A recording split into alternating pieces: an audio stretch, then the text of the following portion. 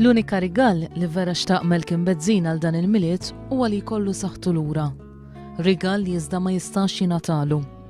Malcolm iħossu ġie kbir minħabba problemi li għandu f'saħħtu kawża ta' inċident ta' traffiku. Jien għandi saqajja ġifieri ma nħossomx. Waħda minnhom di il-leminija laqqas biss ġifieri nollija. Apparti minn hekk qed jaffettwani wkoll il-parti ġenitali wkoll. Ta' kuljum jieħu l-morfina biex itaffilu ġieħ u kawżat hekk il-ħin kollu jħossu għajjien.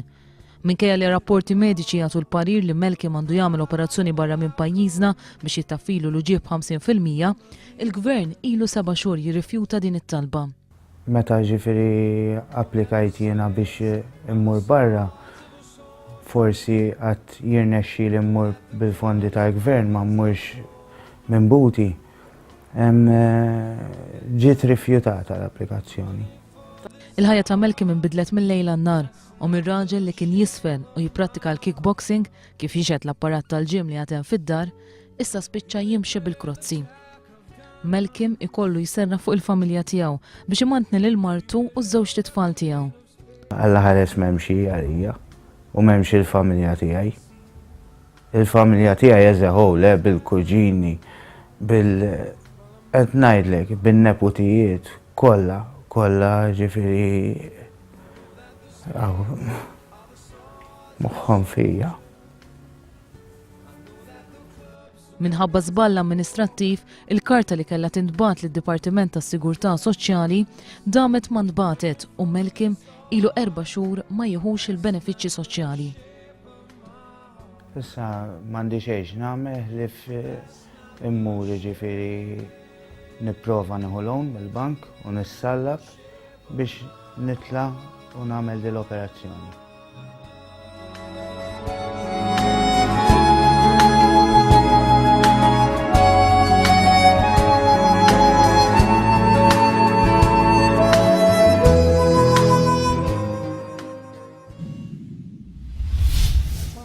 Il-professur Edwin Gregg jiżvela li kien hemm 4 stadji fil-qtil makabru ta' Pinto Kerin.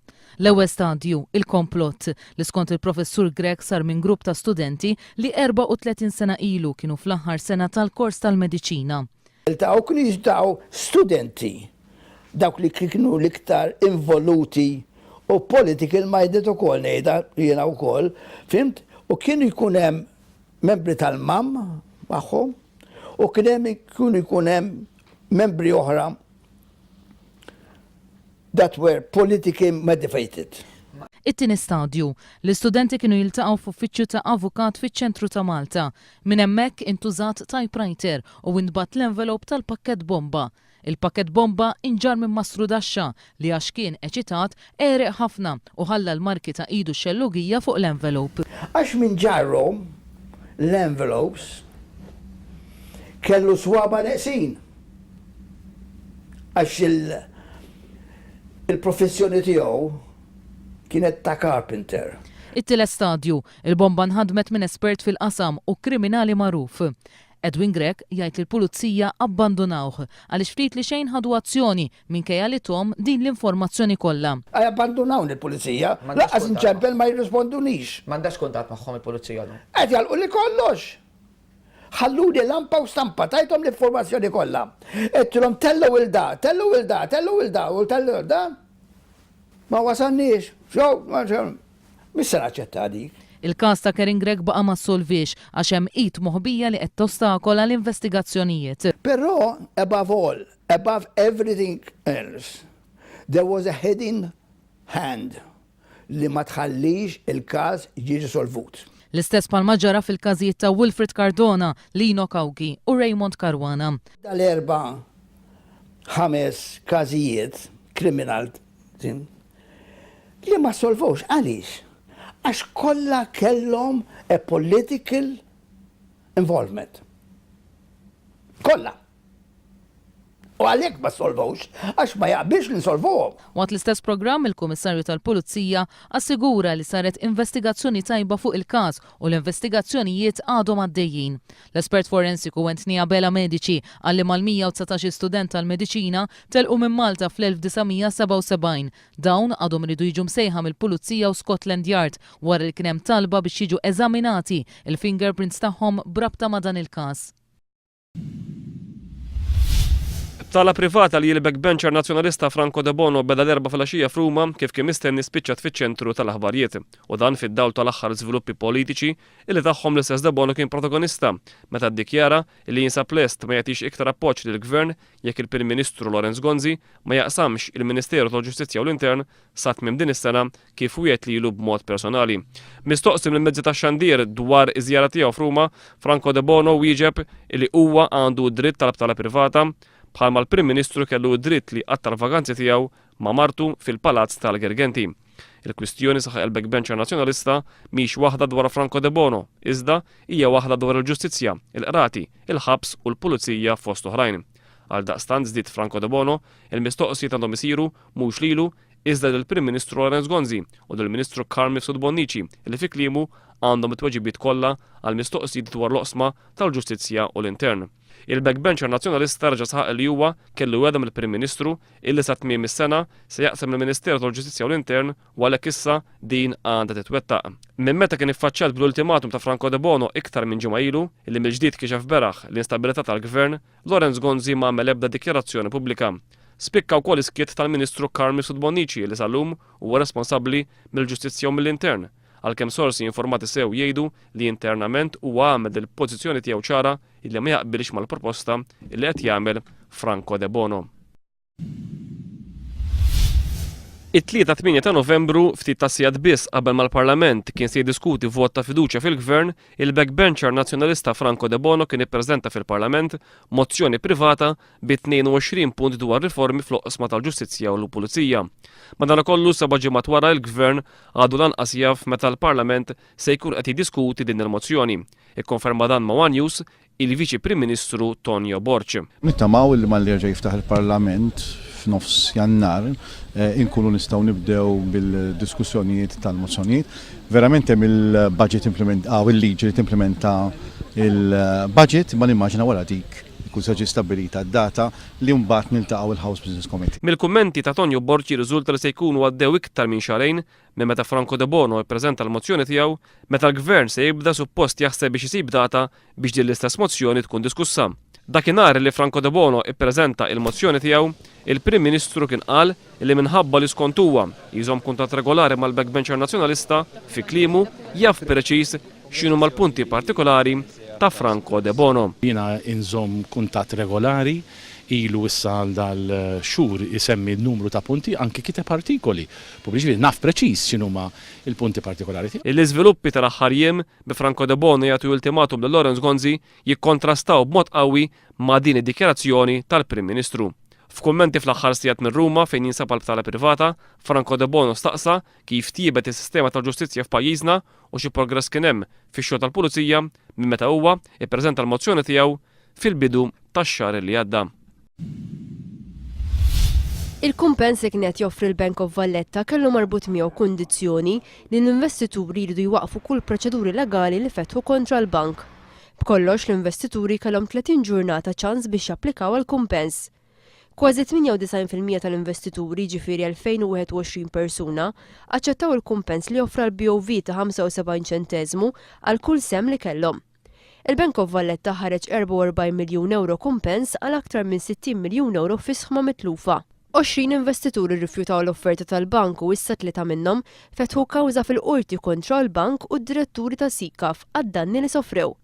Il-kawża nfetħet kontra l-kap eżekuttiv ta' dak iż-żmien Tonio De Pasquale, kontra John C. Ripart u kontra l-professur Salvino Busuttil.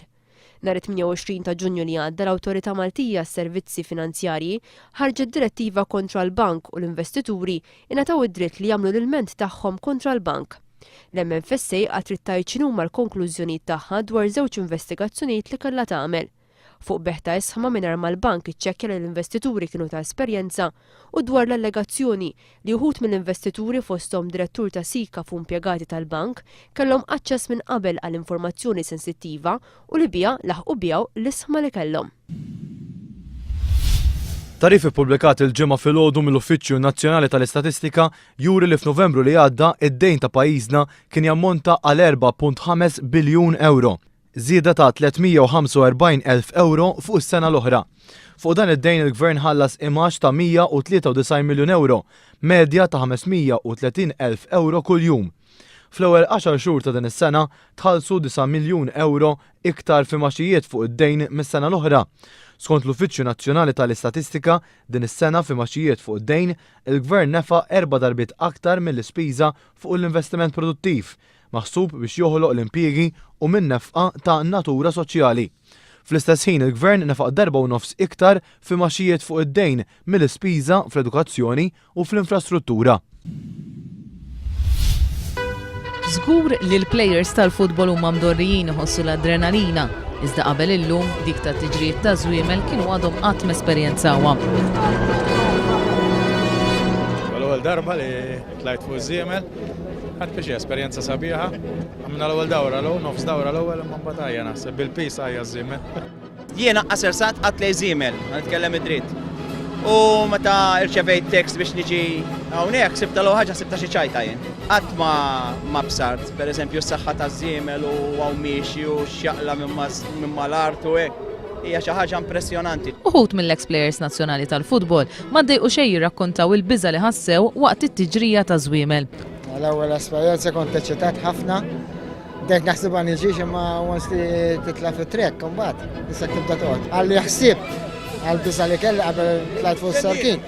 Naħseb kienet esperjenza li ma ħanisjaqat. Kont imbeżza ħafna u iktar meta żwiemel tiegħi kien għadu ma ġiex għax qalu li huwa naqra fuq tiegħu iktar u iktar bżajt. Oħrajn qalu li minkejja li l-passjoni prinċipali tagħhom minn dejjem kienet il-futbol, xorta trabbew fost iż-żwiemel. Jiena mindu kont żgħir dejjem biżwiemel, dilettant ħafna u kelli missieri u nies li però qatt ma soqt f'tiġrija. Din it-tiġrija issir ta' kull sena. Fis-snin li għaddew mal-ġerejja ta' żwiemel rikbu sindki, deputati, personalitajiet popolari u plejers attwali tal-futbol. Din is-sena kellhom l-opportunità wkoll jikkompetu ex-ġerejja ta' żwiemel. 18 sena ilu ma nsuq. Ejja, taxxjuh.